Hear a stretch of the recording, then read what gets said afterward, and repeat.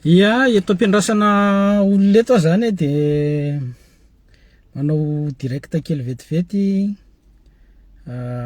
satria nahita an'le intervention ny ministre d'État amin'ny fanavaozana zany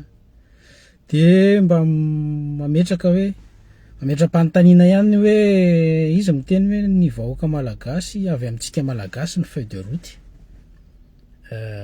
Voalohany aloha de ny feuille de route dia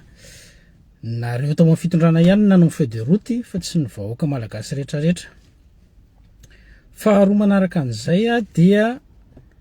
atao inona moa tompoko ny feuille de route raha ohatra ka mbola hanao concertation nationale ihany, ary indrindra fa filoha fanavaozana rehefa natao amin'ny tamin'ny diaspora taty à Paris de hoe isika malagasy no mametraka ny feuille de route. Atao inona le feuille de route raha ohatra ka feuille de route zay lazaina fa tsy mifanaraka amin'ny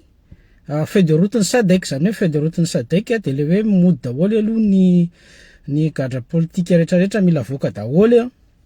Ka raha ohatra zany efa hita fa feuille de route tsy hoeken'ny troïka ny SADC ny Union africaine de anaraka ho azy ny Union européenne sy ny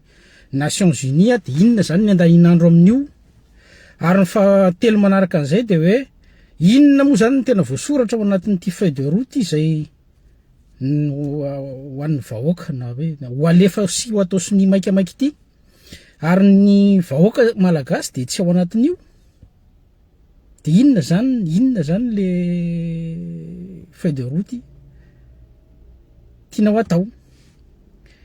Tsy afaka miandry an'ilay concertation nationale ve zany le feuille de route, ary raha efa fantatra fa tsy fanaraka amin'ny feuille de route ny SADC, inona moa zany ny hazakazahana am'le izy satria ny reconnaissance zany efa tsy ho azo ihany ray zany. Tsy aleo ve zay ahavitana an'ilay concertation nationale aingakaingana no atao sy masono. Ka zay fotsiny zavatra tiako tenenina kely vetivety hoe le feuille de route ty efa mbetsakitsika nanandrana an'io. Ny feuille de route zay asaina soniavina matetika efa misy feuille de route standard foana ao amin'ny Union africaine sy ny SADC zany efa misy case eo, case fotsiny akoche zany hoe tsy maintsy avoaka ny gadra politika, tsy maintsy atao inclusive le izy, tsy maintsy mamorona inona filazana zany, tsy maintsy mamorona teteza mita raha mitantana andray zany, de raha raha mitantana io de tsy hisy zavatra miova zany fa tsy maintsy hitovy amin'le teo aloha ihany le izy. Zay fotsiny zavatra tiako resahana vetivety ao anatin'ity vidéo ty hoe apetrako ny fanontaniana inona ny ilana an'le feuille de route rehefa hita fa feuille de route tsy mifanaraka amin'ny feuille de route ny SADC le izy fa nitsika.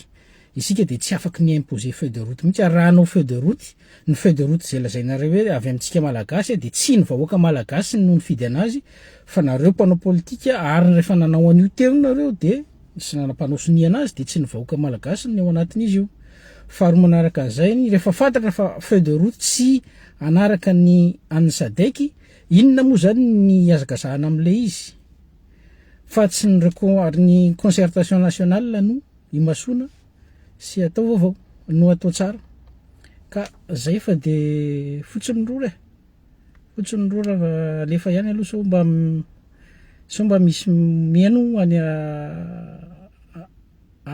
ambony any